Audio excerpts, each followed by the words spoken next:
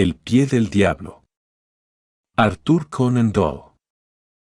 Al relatar de vez en cuando algunas de las experiencias curiosas y los recuerdos interesantes que asocio con mi amistad íntima y prolongada con M.R. Sherlock Holmes, me he topado constantemente con las dificultades que me ha causado su aversión por la publicidad.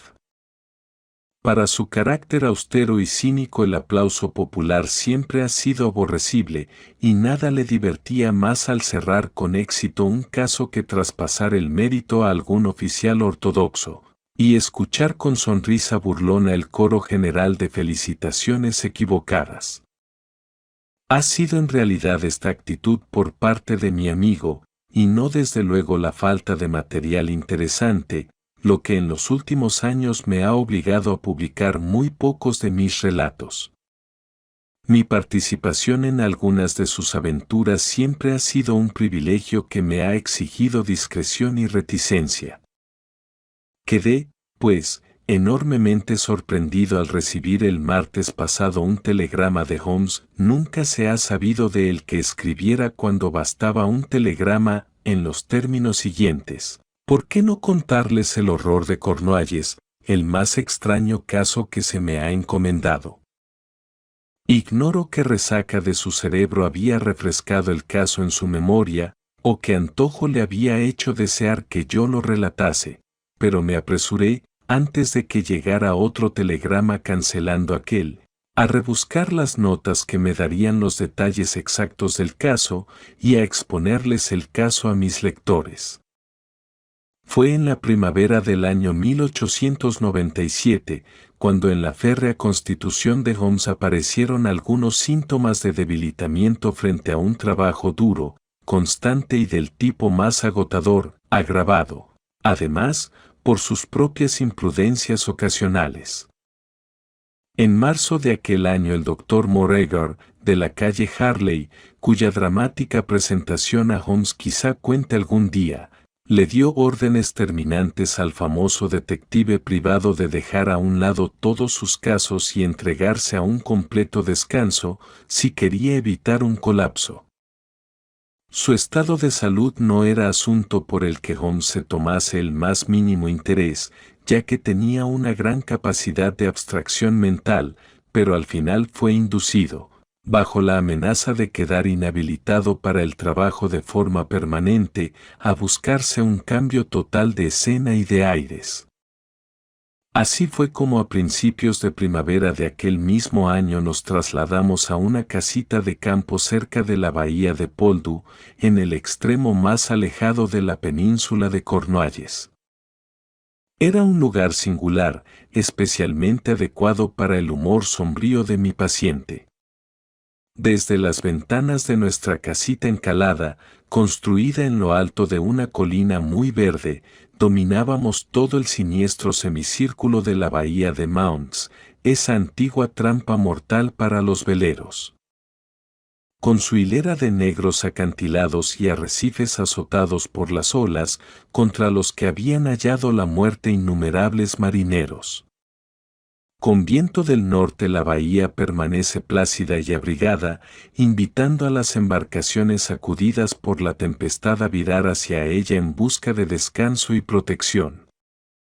Pero luego vienen el súbito remolino de viento, las ráfagas huracanadas del sudoeste, el ancla arrancada, la orilla a sotavento y la última batalla en el rompiente espumoso. El marinero prudente está siempre alejado de ese lugar maldito. Por el lado de tierra nuestros alrededores eran tan sombríos como el mar. Era aquella una zona de páramos ondulantes, solitarios y grises, con un campanario aquí y allá para marcar el emplazamiento de algún que otro pueblo de tiempos pasados. En cualquier dirección de los páramos había vestigios de una raza ya desaparecida que no había dejado como constancia de su paso sino extraños monumentos de piedra, túmulos irregulares que contenían las cenizas incineradas de los muertos y curiosas construcciones de tierra que apuntaban a la lucha prehistórica. El embrujo y misterio de la región, con su siniestra atmósfera de naciones olvidadas, apelaba a la imaginación de mi amigo, quien pasaba gran parte de su tiempo dando largos paseos y sumiéndose en meditaciones solitarias en los páramos. La antigua lengua de Cornualles también había atraído su atención, y recuerdo que se le metió en la cabeza la idea de que era muy similar al caldeo y constituía una derivación directa del lenguaje de los comerciantes de estaño fenicios.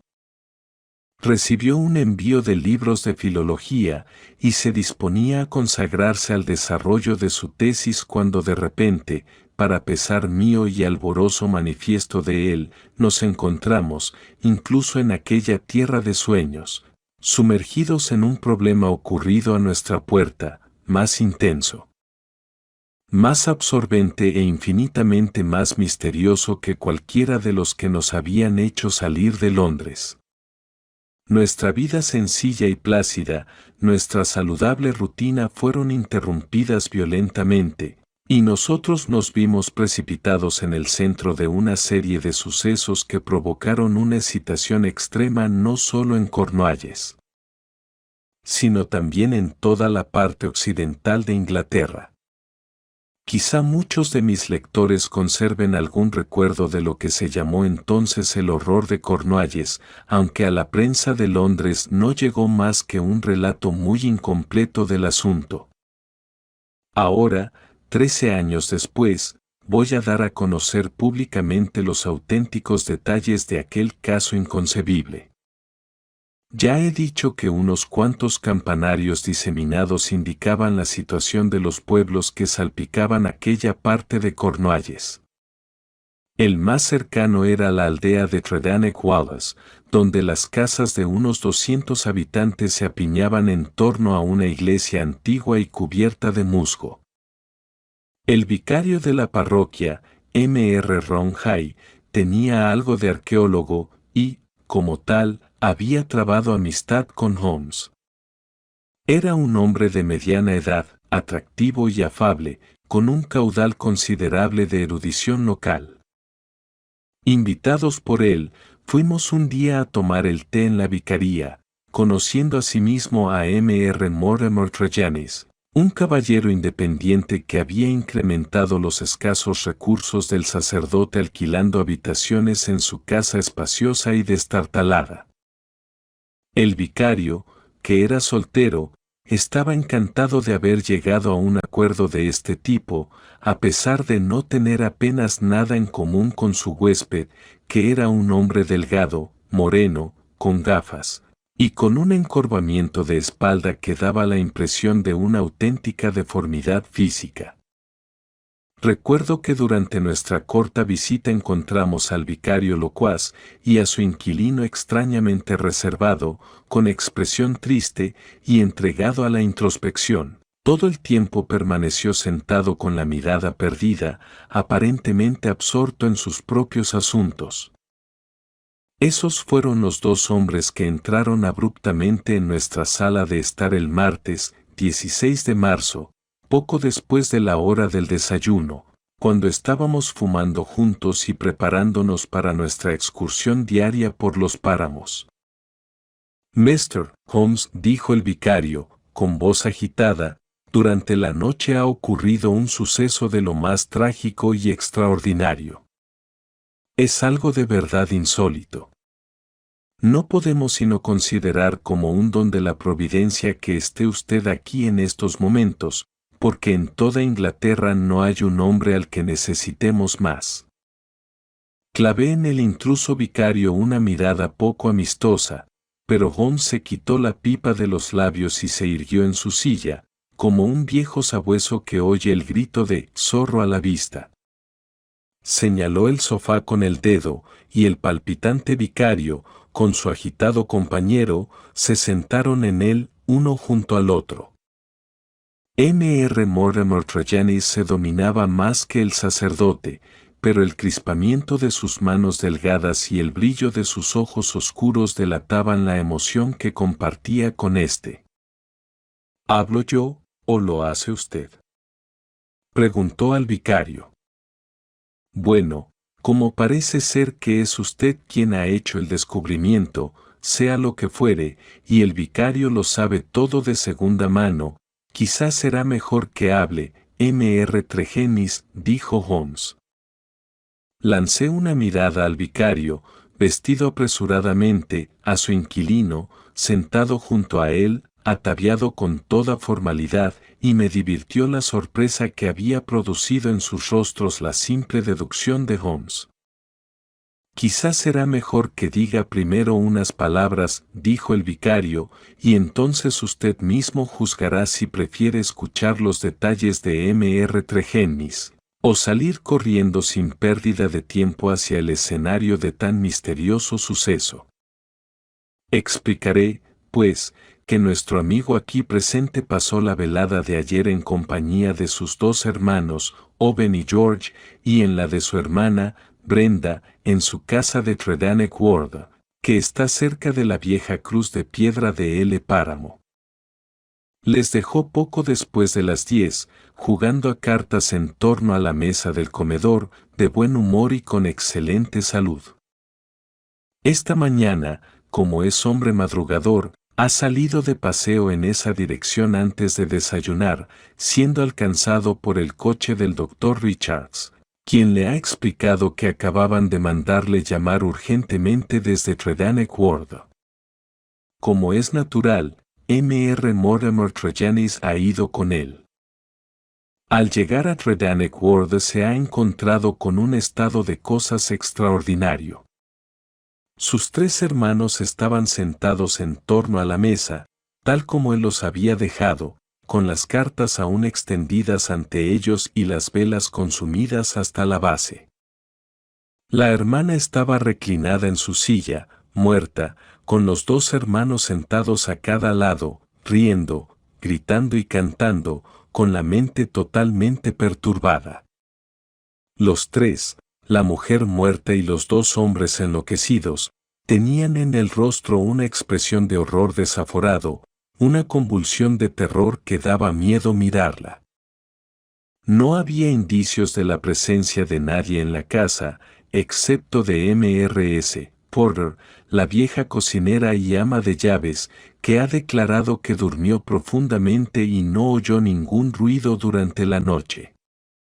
No habían robado ni desordenado nada, y no existe ninguna explicación sobre cuál pudo ser la visión espantosa que mató de pánico a una mujer e hizo perder el juicio a dos hombres fuertes. Esta es, en dos palabras, la situación. Mr. Holmes, si puede ayudarnos a esclarecerla, habrá realizado un gran trabajo. Yo esperaba poder engatusar de algún modo a mi compañero para continuar con la vida tranquila que era el objetivo de nuestro viaje, pero una sola mirada a la expresión intensa de su rostro y a sus cejas contraídas me indicaron lo vano de mi esperanza. Estuvo un rato sentado en silencio, absorbido por el extraño drama que había venido a romper nuestra paz. Voy a estudiar el asunto, dijo, por fin. A primera vista, parece tratarse de un caso excepcional. ¿Ha estado ya allí, Mr. Ronhay? No, Mr. Holmes. Mr. Tregennis me lo ha contado todo al volver a la parroquia, y al instante hemos corrido a consultarle a usted. ¿A qué distancia está la casa donde ocurrió esa singular tragedia? A 1 milla tierra adentro, más o menos. En ese caso iremos caminando juntos. Pero, antes de salir, he de hacerle unas pocas preguntas, Mr. Mortimer Tregennis.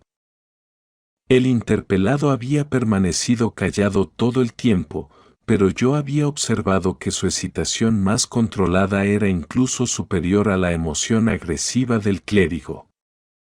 Estaba sentado con el rostro pálido y contraído, la mirada ansiosa clavada en Holmes, y sus manos delgadas unidas convulsivamente. Sus labios pálidos habían temblado al escuchar la espantosa experiencia que había vivido su familia, y en sus ojos oscuros parecía reflejarse parte del horror de la escena. Pregunte lo que quiera, M.R. Holmes dijo, anhelante. Es un tema del que se me hace difícil hablar, pero le contestaré la verdad. Hábleme de la noche pasada. Verá, M.R. Holmes, cené allí, como le ha dicho el vicario, y mi hermano mayor, George, propuso luego una partida de whist. Nos sentamos a jugar a eso de las 9. Eran sobre las 10:15 cuando me puse en pie para marcharme. Les dejé en torno a la mesa, le más alegres que imaginarse pueda. ¿Quién salió a despedirle? M.R.S. Porter ya se había acostado, así que salí yo solo. Cerré la puerta del vestíbulo desde fuera. La ventana del salón estaba cerrada, aunque no habían echado la cortinilla. Esta mañana no había ningún cambio ni en la puerta ni en la ventana, ni tampoco razón para creer que un desconocido había entrado en la casa. Sin embargo, allí estaban, totalmente enloquecidos por el terror, y Brenda muerta de miedo, medio reclinada, con la cabeza colgando sobre el brazo de la butaca. En toda mi vida no lograré borrar de mi memoria la escena que he contemplado es esa habitación. Los hechos, tal y como usted los presenta, son sin duda extraordinarios, dijo Holmes. Supongo que no tendrá ninguna teoría propia capaz de explicarlos. Es algo demoníaco. M.R. Holmes, demoníaco. Exclamó Mortimer Tregennis. No es de este mundo. Algo entró en esa habitación, que apagó de un soplo la luz de la razón que había en sus mentes. ¿Qué fuerza humana podría hacer una cosa así? Me temo, replicó Holmes, que si el asunto está por encima de la humanidad, también estará por encima mío. Pero en cualquier caso debemos agotar todas las explicaciones naturales antes de apoyarnos en una teoría como esta. En cuanto a usted, M.R. Tregennis, parece ser que por alguna razón no estaba muy unido a su familia, ya que ellos vivían juntos y usted tiene habitaciones aparte. Cierto, M.R. Holmes, aunque todo está pasado y olvidado.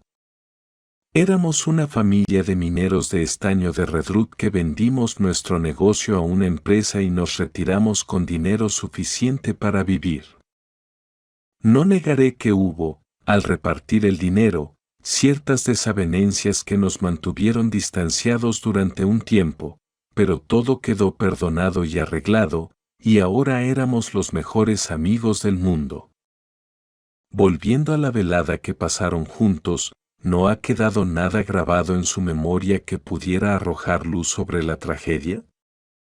Piense despacio, M.R. Tregennis, busque cualquier pista que pueda ayudarme. No recuerdo nada en absoluto, señor. ¿Sus hermanos estaban del humor habitual? Nunca les vi mejor. ¿Estaban nerviosos? ¿En algún momento dieron muestras de aprensión ante un peligro inminente? No, nada de eso. ¿Entonces no tiene nada que agregar que pueda serme útil? Mortimer Tregennis estuvo unos instantes meditando seriamente. Solo se me ocurre una cosa, dijo por fin.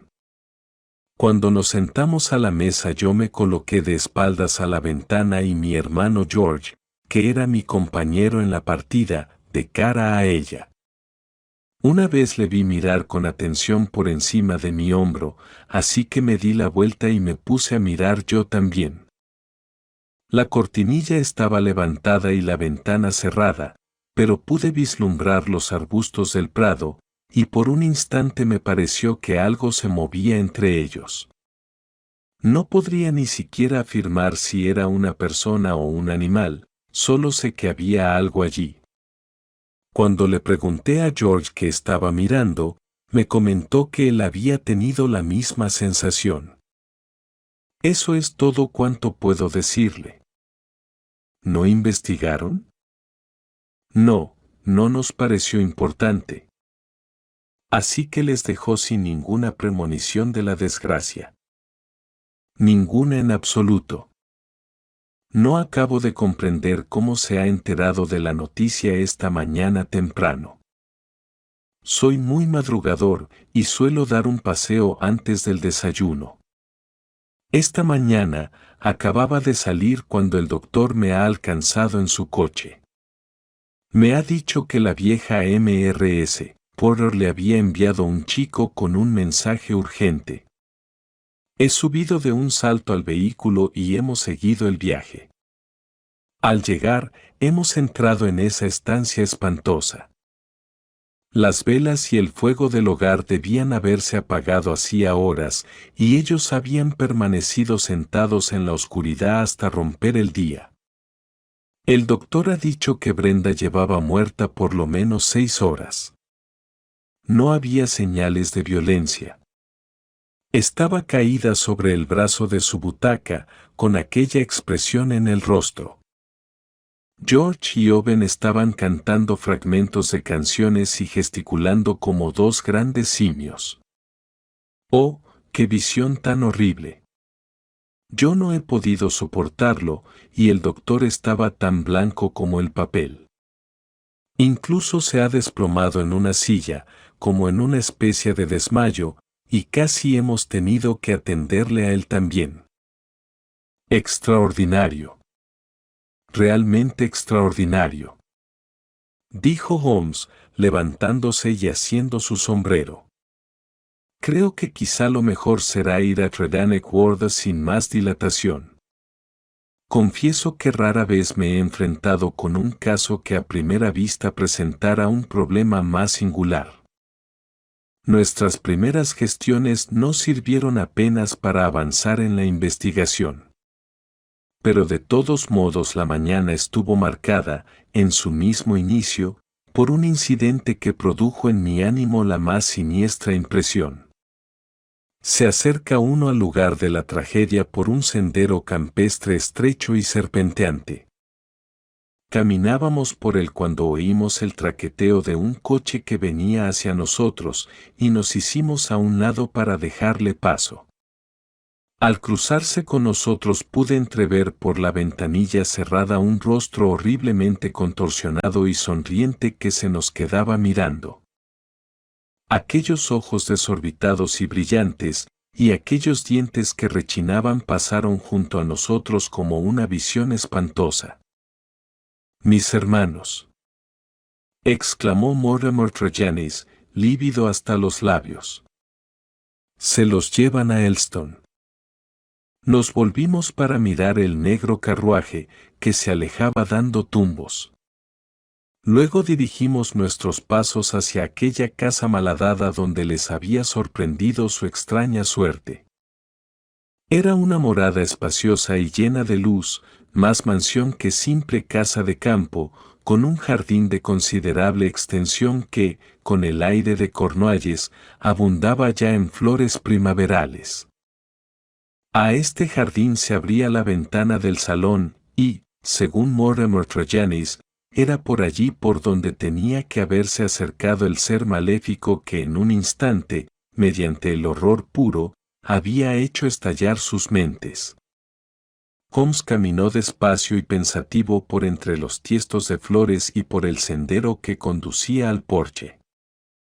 Tan absorto estaba en sus pensamientos, que recuerdo que tropezó contra la regadera, derramó su contenido e inundó nuestros pies y también el sendero del jardín.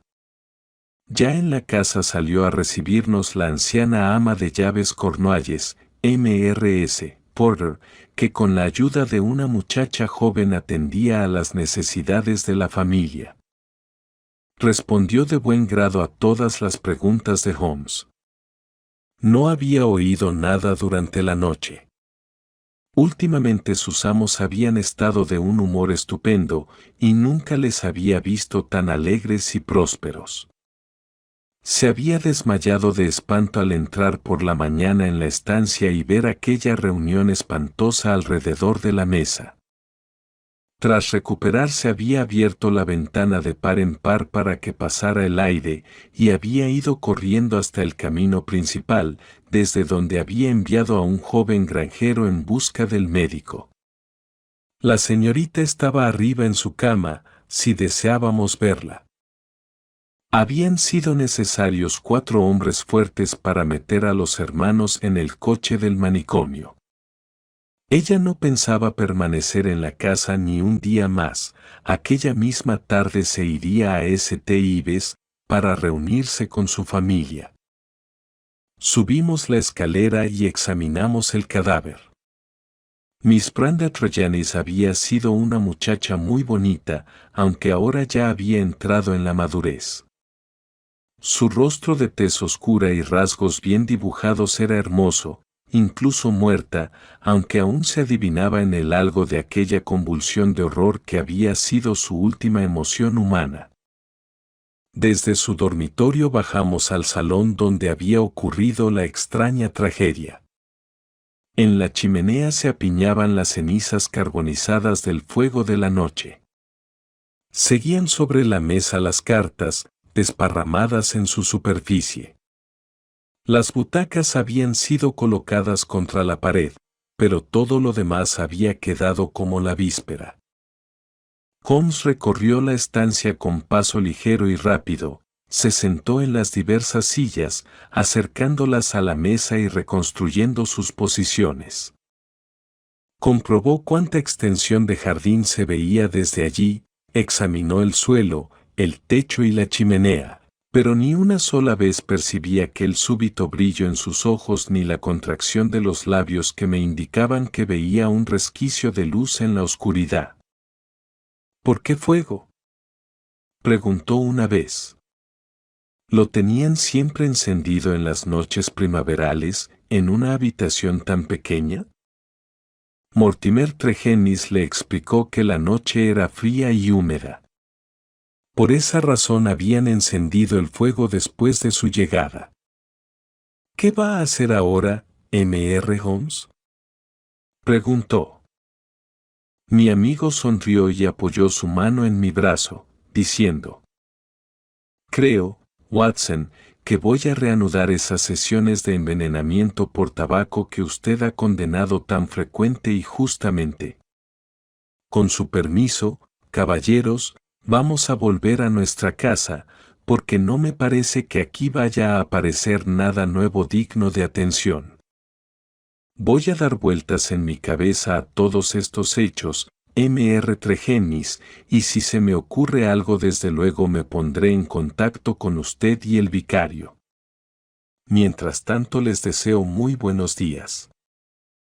Hasta pasado un buen rato de nuestro regreso a Podo Cottage, Holmes no rompió su mutismo completo y ensimismado. Permaneció todo ese rato hecho un ovillo en su sillón, con su rostro macilento y ascético apenas visible en el torbellino azul del humo de su tabaco, las oscuras cejas fruncidas, la frente arrugada y la mirada vacía y perdida. Por fin, dejó a un lado su pipa y se puso en pie de un salto. Es inútil, Watson dijo, con una risotada. Vayamos a caminar juntos por los acantilados en busca de flechas de pedernal. Es más fácil encontrar eso que una pista en este asunto.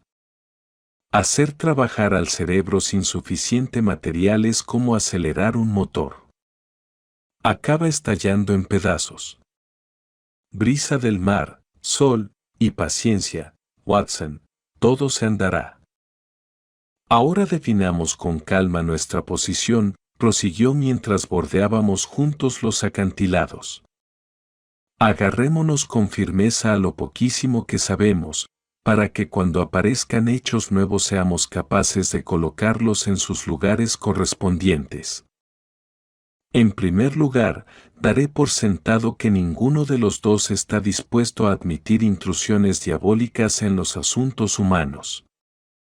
Empecemos por borrar por completo de nuestra mente esa posibilidad. Nos quedan pues 3 personas que han sido gravemente lastimadas por un agente humano, consciente o inconsciente. Ese es terreno firme. Bien, ¿y cuándo ocurrió eso?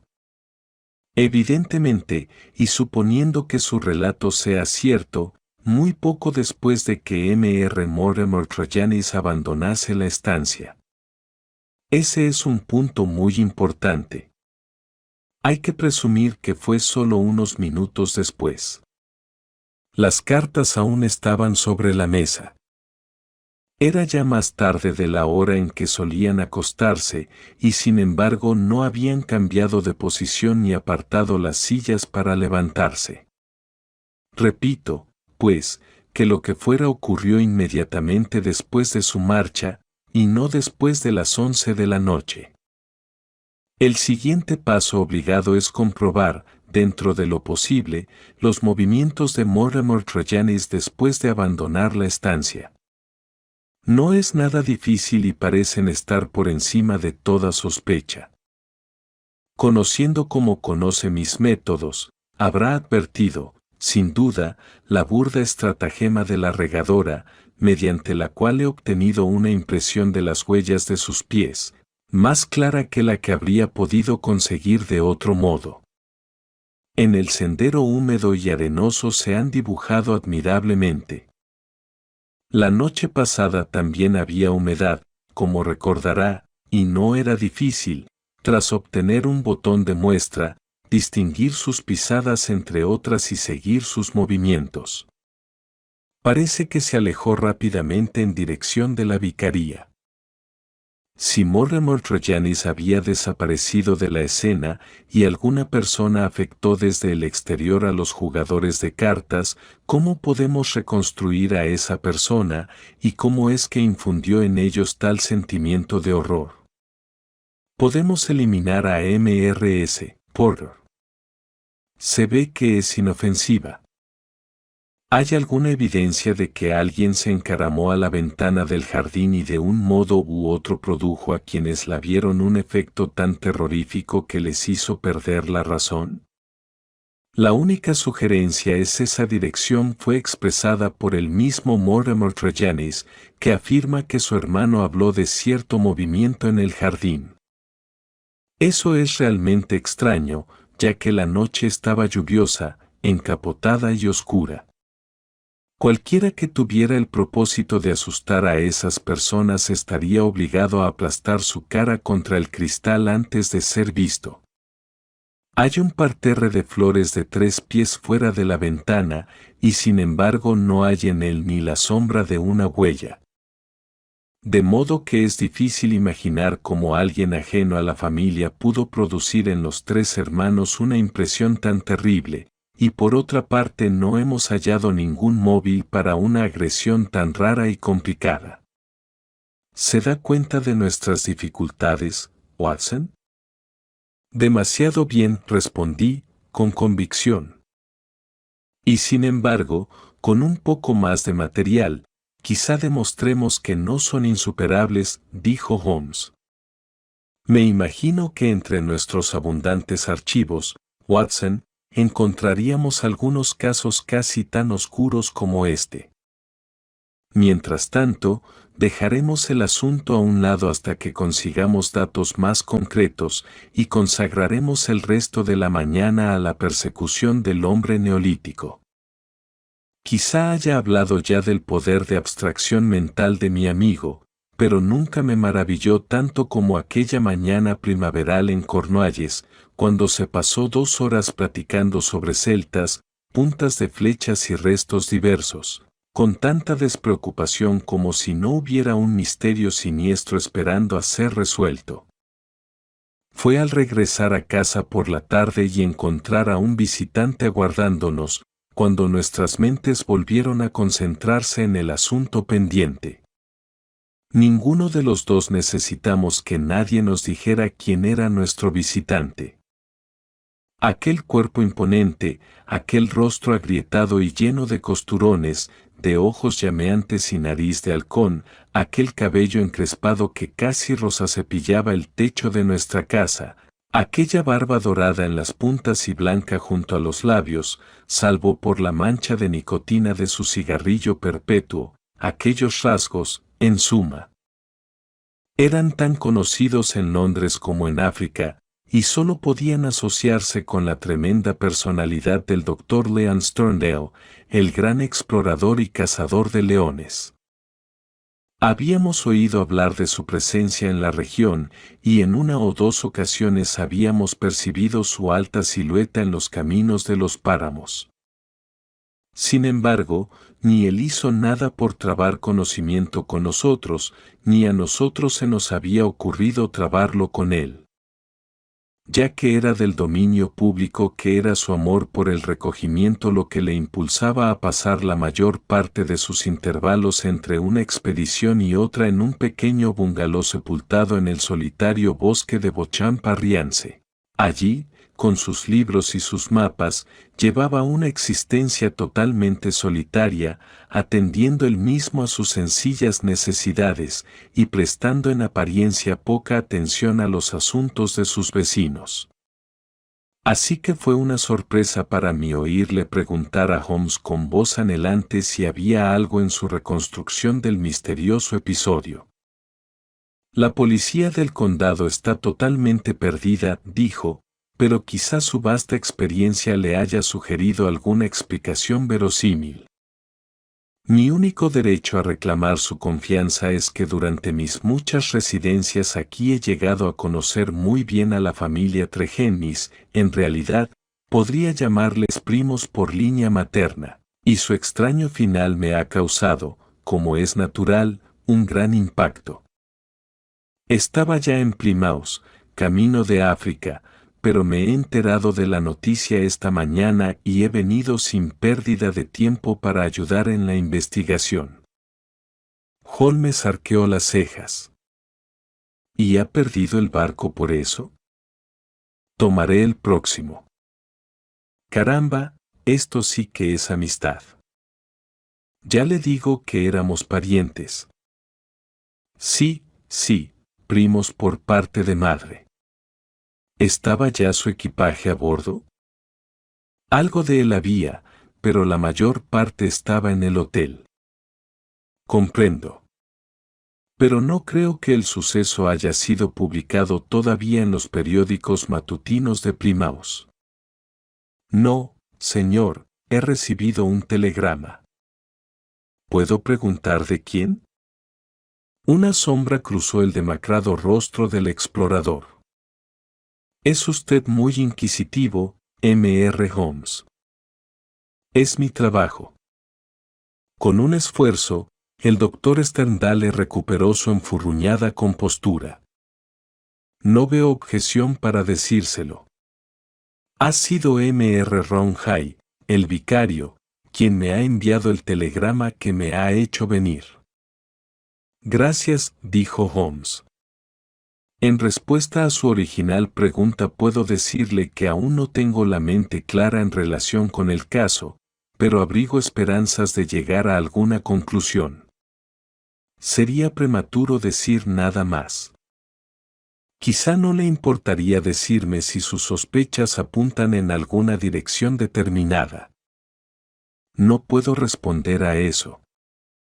Entonces he perdido el tiempo, y no necesito prolongar mi visita. El famoso doctor salió de nuestra casa de un patente mal humor, y a los 5 minutos Holmes le siguió. No volví a verle hasta después del anochecer, cuando volvió con un paso lento y una expresión huraña, que me hicieron comprender que no había progresado mucho en su investigación. Le echó una mirada al telegrama que le aguardaba, y lo tiró al hogar. Del hotel de Plymouth, Watson dijo. Me ha dado el nombre el vicario, y he telegrafiado para asegurarme de que la historia del Dr. Leon Sterndale era cierta. Parece ser que en efecto ha pasado la noche allí, y que ha dejado parte de su equipaje camino a África y ha vuelto para estar presente en la investigación. ¿Qué opina, Watson? Que está vivamente interesado. Vivamente interesado, sí. Hay en esto un hilo, que aún no hemos sabido encontrar, y que nos guiaría por esta maraña. Anímese, Watson, porque estoy convencido de que aún no ha caído en nuestras manos todo el material necesario. Cuando eso suceda, pronto quedarán atrás nuestras dificultades.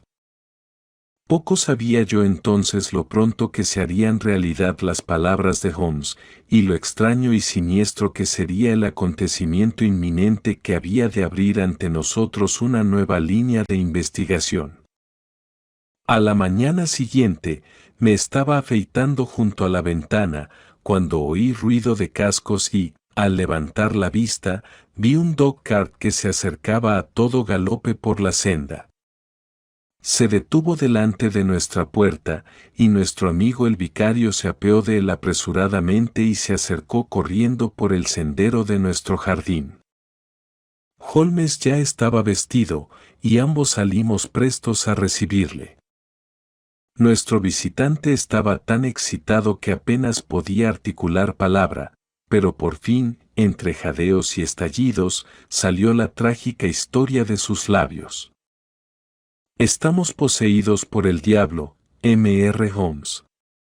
Mi pobre parroquia está poseída por el diablo, gritó. El mismísimo Satanás anda suelto por ella. Nos tiene en sus manos.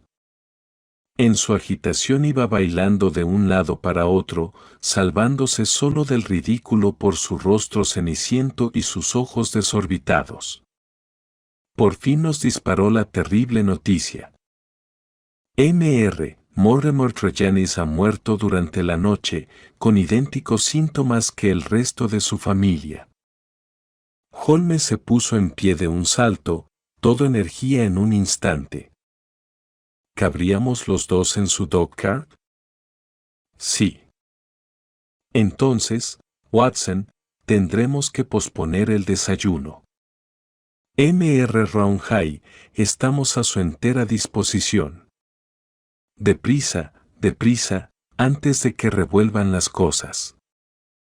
El huésped ocupaba en la vicaría 2 habitaciones, situadas una encima de la otra, que formaban una de las esquinas. La de abajo era una amplia sala de estar y la de arriba el dormitorio. Daban a un terreno de croquet que se prolongaba hasta las mismas ventanas. Nosotros llegamos antes que el médico y la policía, así que todo estaba intacto. Permítaseme describir la escena tal y como la vimos aquella mañana de marzo envuelta en bruma. Ha dejado una impresión imborrable en mi memoria. La atmósfera en la estancia era de asfixia horrible y deprimente. La criada que entró primero abrió la ventana, de lo contrario aún habría sido más intolerable. Aquel ahogo podía deberse en parte a que en la mesa central había una lamparilla ardiendo y humeando. Junto a ella estaba sentado el muerto, apoyado en su silla, con la escueta barba proyectada hacia afuera, los lentes subidos a la frente y el rostro, enjuto y moreno, vuelto hacia la ventana y convulsionando por el mismo rictus de terror que había marcado los rasgos de su difunta hermana. Tenía los miembros contorsionados y los dedos retorcidos como si hubiera muerto en un auténtico paroxismo de miedo. Estaba totalmente vestido, aunque algunos indicios mostraban que lo había hecho con prisas. Sabíamos ya que había dormido en su cama y que le había sobrevenido su trágica muerte a primera hora de la mañana. Podía adivinarse la energía al rojo vivo que se ocultaba debajo del exterior flemático de Holmes, con solo observar el cambio brusco que se operaba en él al entrar en el fatal apartamento. En un instante se puso tenso y alerta, con los ojos brillantes, el rostro rígido y los miembros temblando de actividad febril. Salió al césped, entró por la ventana, recorrió la sala de estar y subió al dormitorio, como el osado sabueso registra la madriguera. Dio un rápido vistazo por el dormitorio y acabó de abrir la ventana, lo que pareció proporcionarle un nuevo motivo de excitación, ya que se asomó a ella con sonoras exclamaciones de interés y júbilo. A continuación bajó la escalera apresuradamente, salió por la ventana abierta, se tiró boca abajo en el césped, se puso en pie de un salto y volvió a entrar en la estancia. Todo ello con la energía de un cazador que le pisa los talones a la pieza. Examinó la lamparilla, que era de las corrientes, con minucioso cuidado y tomando ciertas medidas en su depósito. Hizo, con su lupa, un puntilloso escrutinio de la pantalla de talco que recubría la parte superior de la misma y rascó algunas cenizas que había adheridas a su superficie, poniendo algunas de ellas en un sobre, que acto seguido se guardó en su cuaderno de bolsillo. Por fin, en el momento en que hacían su aparición el médico y la policía oficial, llamó aparte al vicario y salimos los tres al césped. Me complace decirles que mi investigación no ha sido del todo estéril, comentó. No puedo quedarme para discutir el asunto con la policía, pero le agradeceré mucho, Mr. Ronhai, que le presente mis saludos al inspector y dirija su atención hacia la ventana del dormitorio y la lamparilla de la sala de estar. Son sugerentes, por separado, y juntas casi concluyentes. Si la policía necesita más información, me sentiré muy honrado de recibirles en mi casa. Y ahora, Watson, creo que aprovecharemos mejor el tiempo en otro lugar. Quizá a la policía le molestara la intrusión de un aficionado, o quizá imaginase haber encontrado por sí sola una esperanzadora línea de investigación. El caso es que nada supimos de ella en los 2 días siguientes. Durante los mismos, Holmes pasó una parte de su tiempo en casa, fumando y ensimismado, pero una parte mucho mayor la consagró a dar largos paseos por el campo, siempre solo, regresando después de muchas horas sin comentar dónde había estado. Un experimento me sirvió para comprender su línea de investigación. Se había comprado una lamparilla idéntica a la que ardía en el dormitorio de Mortimer Tregennis la mañana de la tragedia. La llenó con el mismo aceite que se utilizaba en la vicaría, y cronometró con exactitud el tiempo que tardaba en consumirse. También realizó otro experimento de cariz más desagradable, que no creo que consiga olvidar nunca. Observará, Watson, comentó una tarde, que solo hay un punto común de similitud entre los distintos informes que nos han llegado. Se trata del efecto producido por la atmósfera de ambas estancias en las personas que primero entraron en ellas. Recordará que Mortimer Tregennis, al describir el episodio de su última visita a casa de sus hermanos, nos contó que el doctor se desplomó sobre una silla al entrar al salón. ¿Lo había olvidado? Bueno, pues yo le aseguro que ocurrió así. Recordará también que Mrs. Porter, el ama de llaves, nos dijo que había desfallecido al entrar en la estancia y luego había abierto la ventana. En nuestro segundo caso, el de Mortimer Tregennis, no puede haber olvidado la terrible sensación de asfixia que producía el aposento cuando llegamos nosotros, a pesar de que la criada había abierto la ventana. Esa misma criada, según averigüé luego, se había encontrado tan mal que había tenido que acostarse. Admitirá, Watson, que todos estos hechos son muy sugerentes. En ambos casos tenemos evidencias de una atmósfera envenenada. En ambos casos también, tenemos una combustión en la sala, un fuego en el primero, y una lamparilla en el segundo.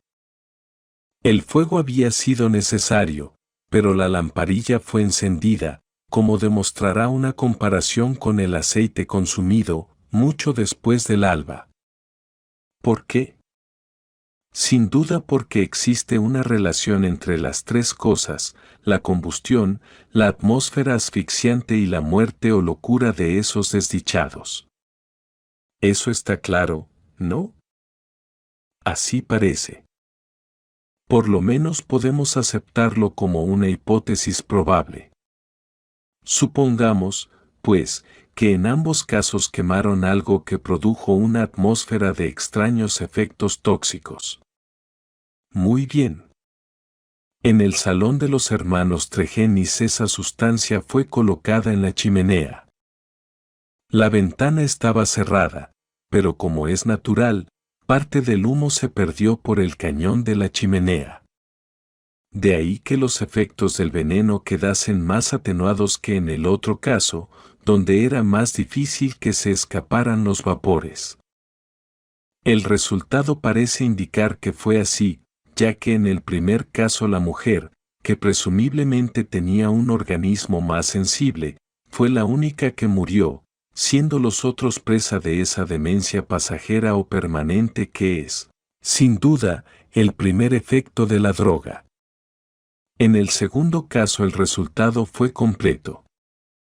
De modo que los hechos parecen corroborar la teoría del veneno activado por combustión. Con este hilo de razonamiento en mente registré la habitación de Mortimer Tregenis, buscando restos de la sustancia venenosa. El lugar más obvio era la pantalla o guardahumos de la lamparilla. Allí, como era de esperar, vi cierto número de cenizas escamosas y alrededor de los bordes una orla de polvo amarronado que aún no se había consumido.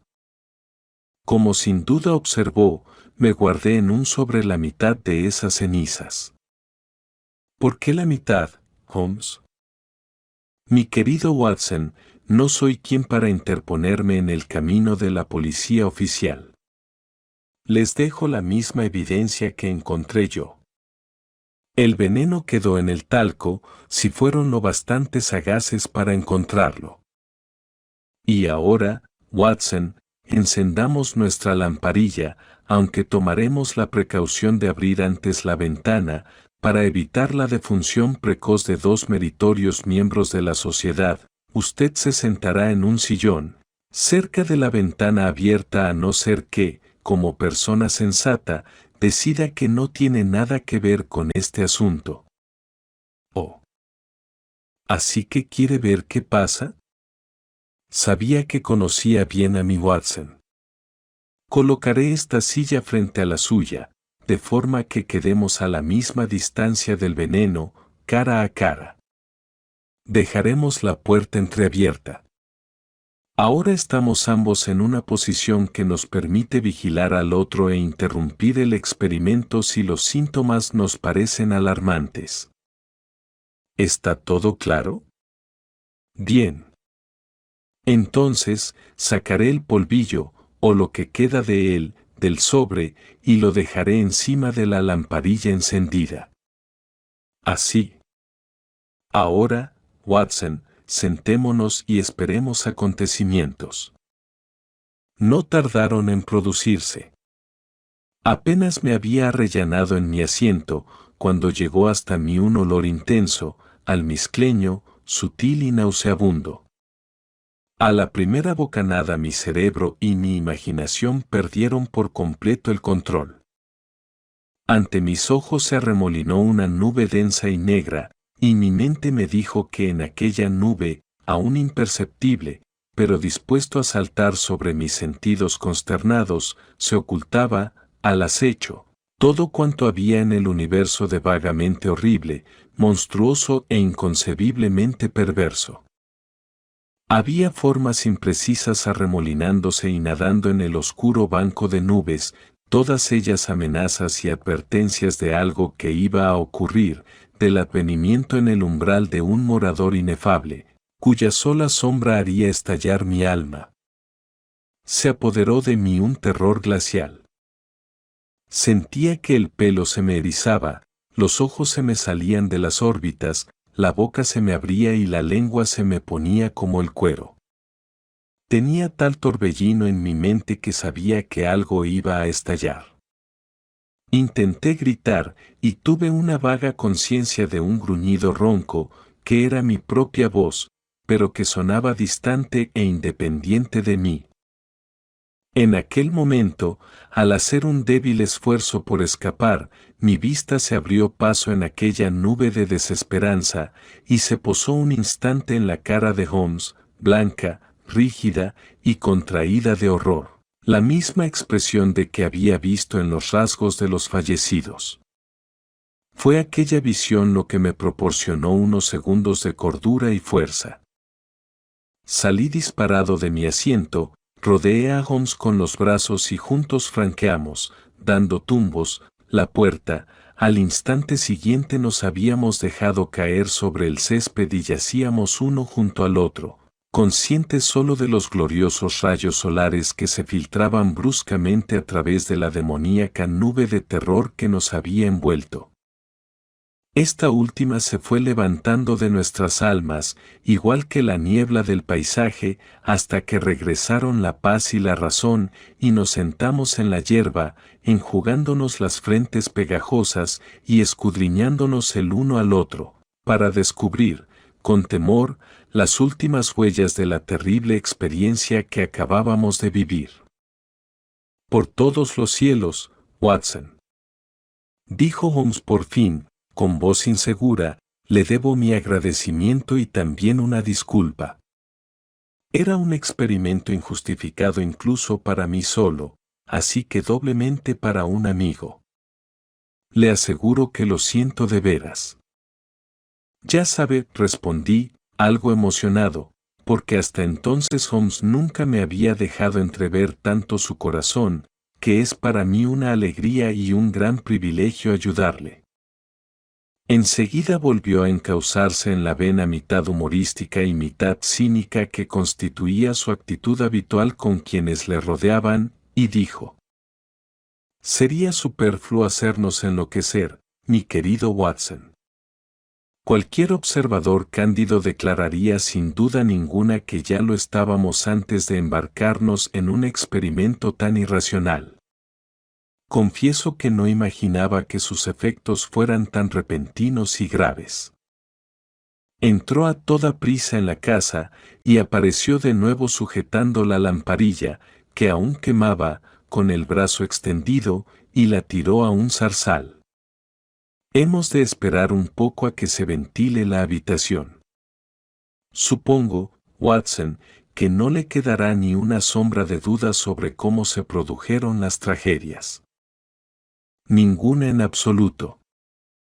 Pero el móvil sigue siendo tan oscuro como antes.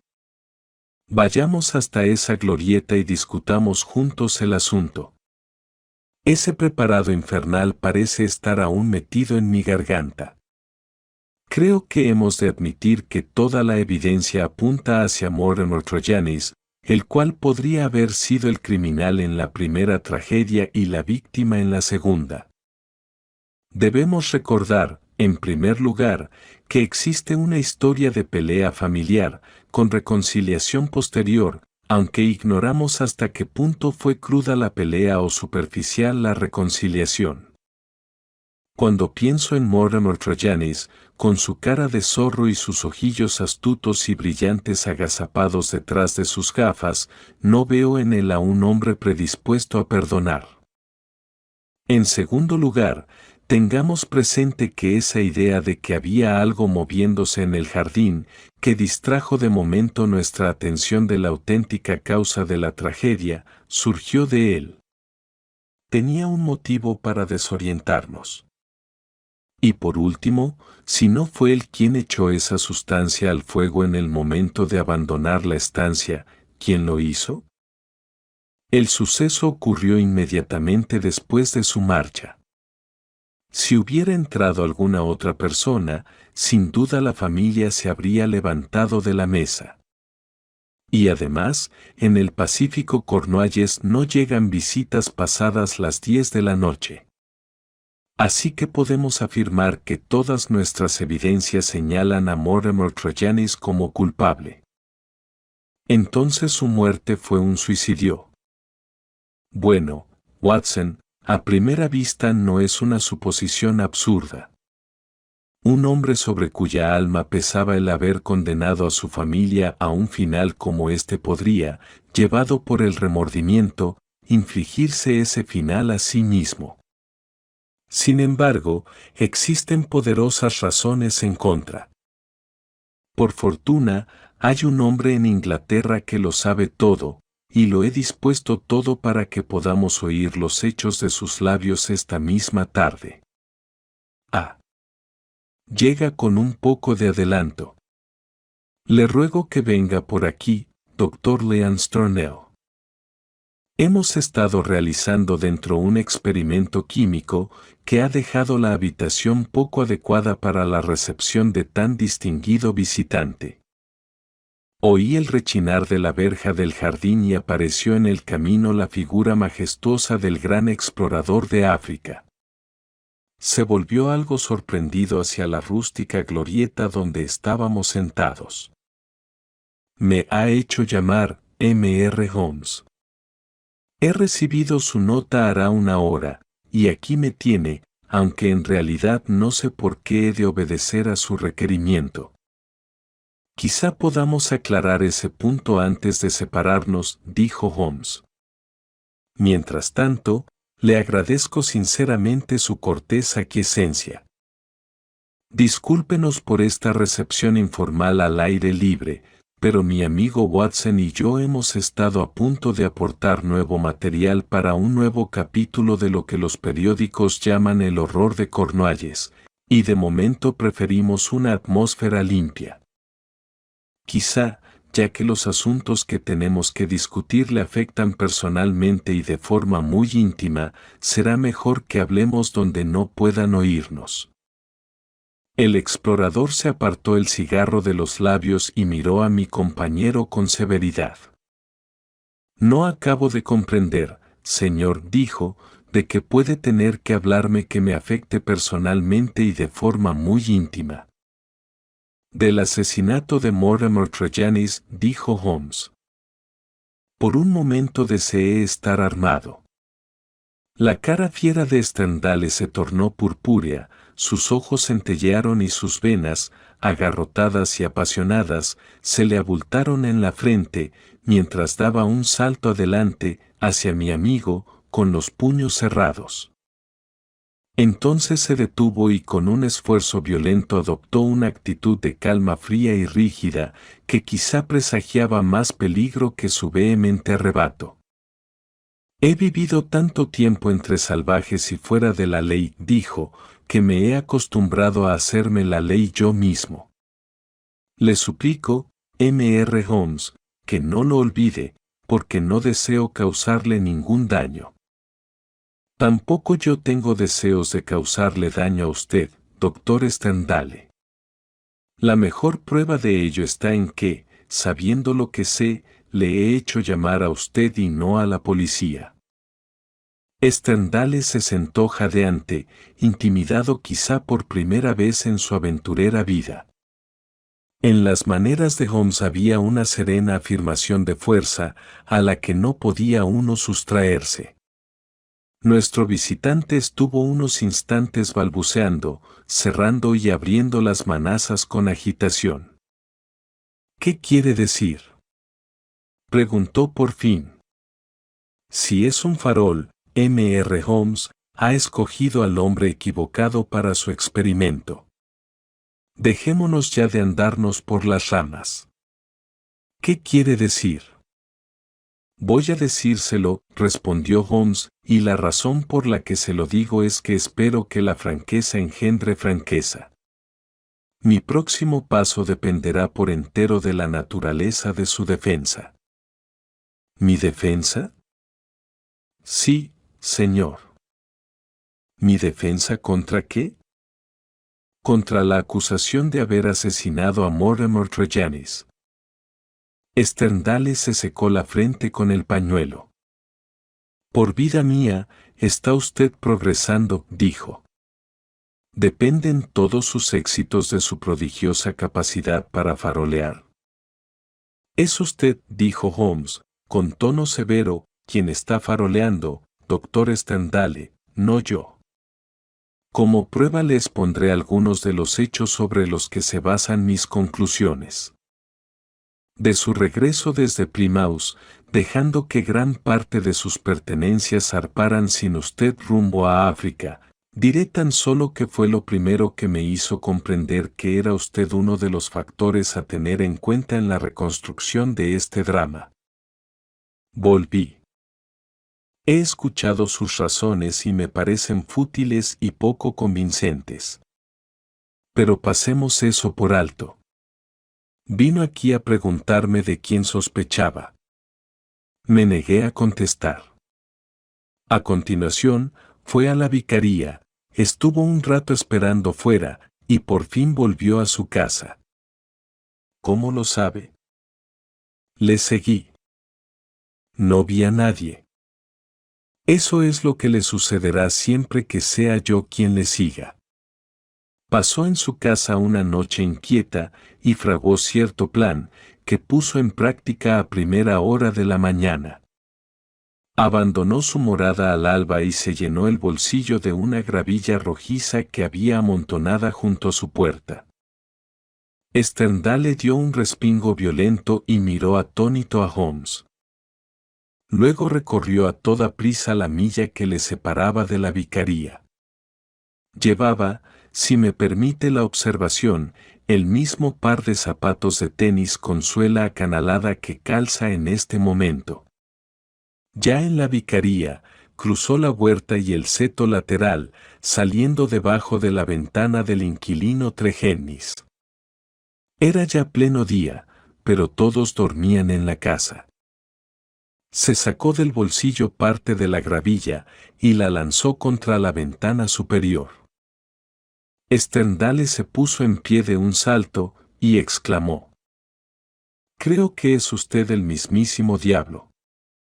Holmes sonrió al oír el cumplido y prosiguió: «Tuvo que tirar 2 puñados o quizá 3 antes de que el inquilino saliera por la ventana». Le hizo señal de bajar. Él se vistió apresuradamente y descendió a la sala de estar. Usted entró por la ventana. Sostuvieron una breve entrevista, durante la cual usted estuvo caminando de un lado a otro de la estancia.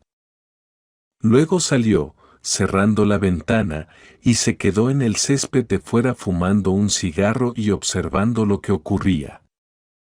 Por fin, tras la muerte de Tregennis, se retiró por donde había venido. Y ahora, doctor Stendhal, ¿cómo justifica esa conducta y cuáles son los motivos por los que actuó como lo hizo? Si miente o trata de jugar conmigo, le aseguro que este asunto pasará a otras manos definitivamente. A nuestro visitante se le había puesto la cara cenicienta mientras escuchaba las palabras de su acusador. Estuvo un rato sentado meditando, con el rostro oculto entre las manos.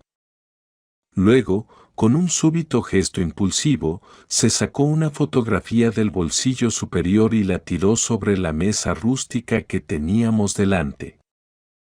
«Este es mi motivo», dijo. En ella aparecía el rostro y el busto de una mujer muy hermosa. Holmes se inclinó para verla, y dijo: «Brenda Tregennis».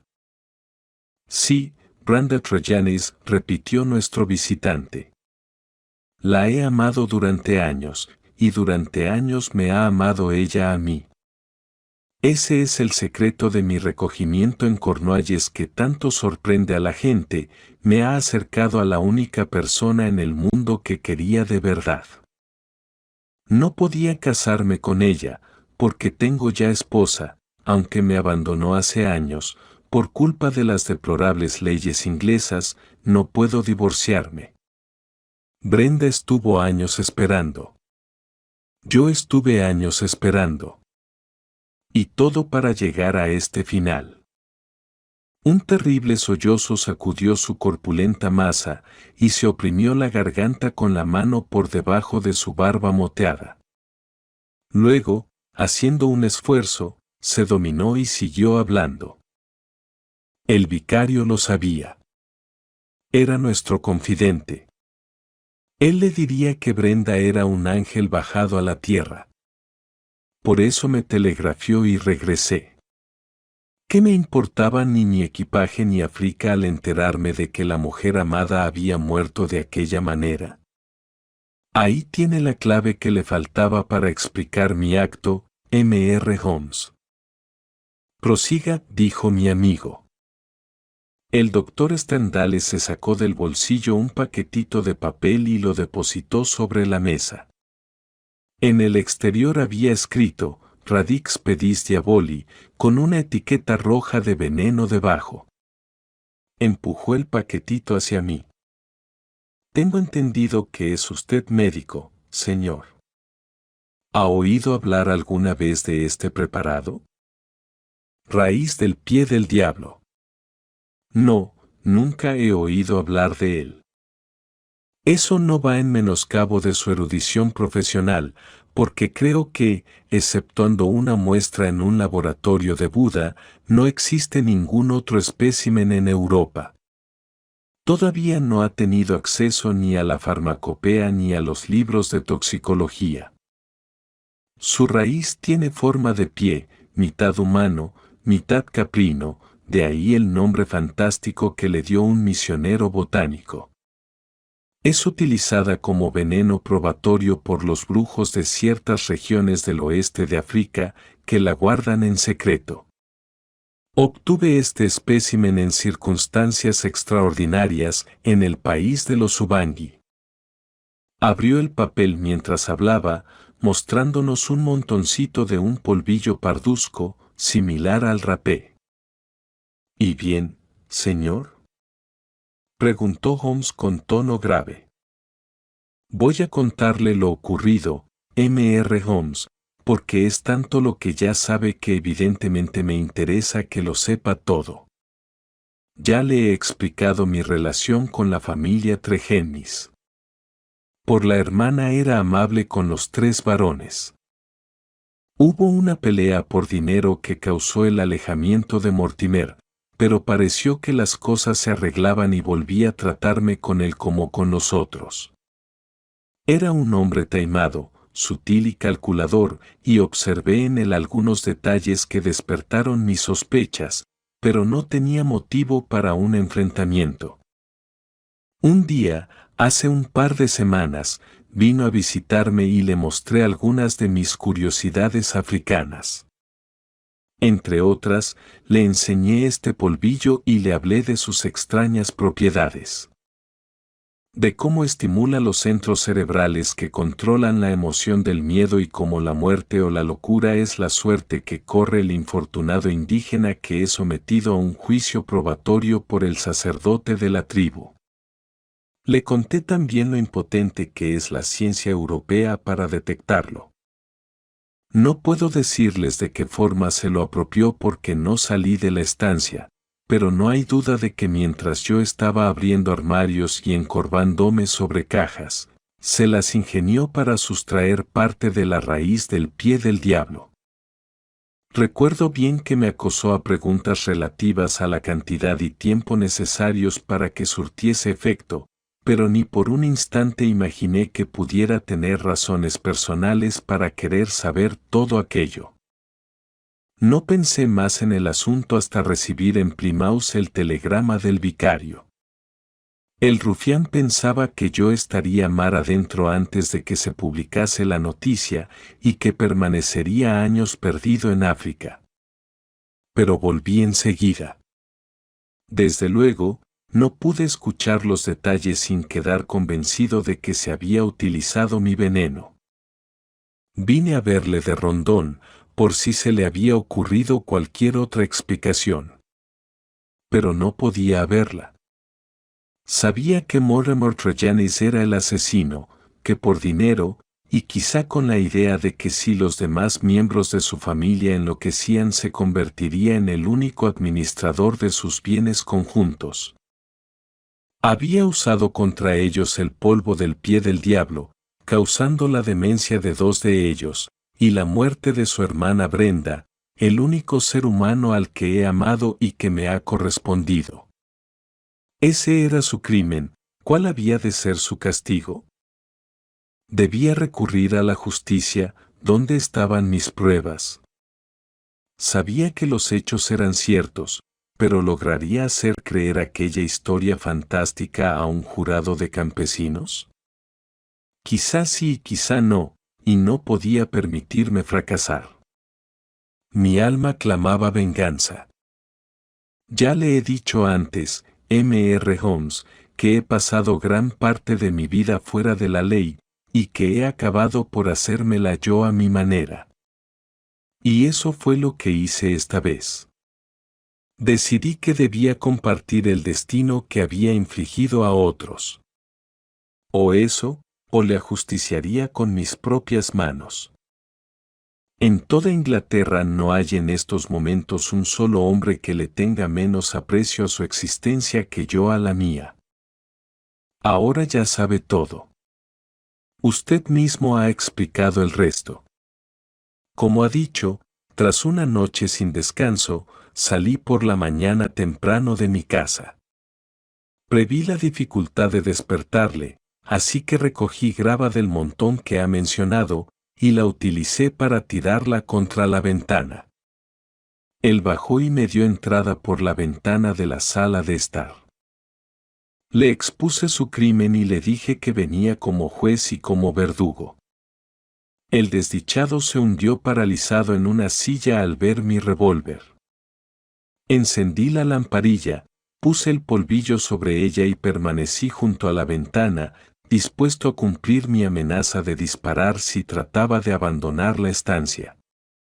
Murió a los 5 minutos. Dios mío.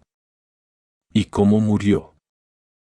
Pero mi corazón fue de piedra, porque no soportó nada que mi amada Brenda no hubiera sentido antes que él. Esa es mi historia, M.R. Holmes. Quizás si amase a alguna mujer habría hecho lo mismo. En cualquier caso, estoy en sus manos. Puede dar los pasos que le plazca. Como ya le he dicho, no hay ningún ser viviente que pueda temer menos a la muerte que yo. Holmes permaneció un rato sentado en silencio. ¿Qué planes tenía? Preguntó, por fin. Tenía la intención de sepultarme en el centro de África. Mi trabajo allí está a medio acabar. Vaya a acabarlo, dijo Holmes.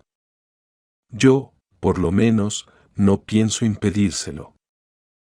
El doctor Sterndale irguió su figura gigantesca, hizo una grave reverencia y se alejó de la glorieta. Holmes encendió su pipa y me alargó su tabaquera, diciendo: No nos vendrán mal, para variar, unos vapores que no sean venenosos. Creo que estará de acuerdo, mi querido Watson, en que no es este un caso en el que tengamos que interferir. Nuestra investigación ha sido independiente y también lo serán nuestras acciones. ¿Va usted a denunciar a ese hombre? Por supuesto que no, respondí. Nunca he amado, Watson, pero supongo que si lo hubiese hecho y el objeto de mi amor hubiera tenido un final como este, habría actuado igual que nuestro ilegal cazador de leones. ¿Quién sabe? Bueno, Watson, no ofenderé a su inteligencia explicándole lo que ya es obvio. La gravilla en el alféizar de la ventana fue, desde luego, el punto de partida de mis pesquisas. No había nada que encajara con ella en el jardín de la vicaría. Solo cuando el doctor Sterndale y su casa atrajeron mi atención di con el complemento que me faltaba. La lamparilla encendida en pleno día y los restos del polvillo en la pantalla fueron eslabones sucesivos de una cadena bastante clara.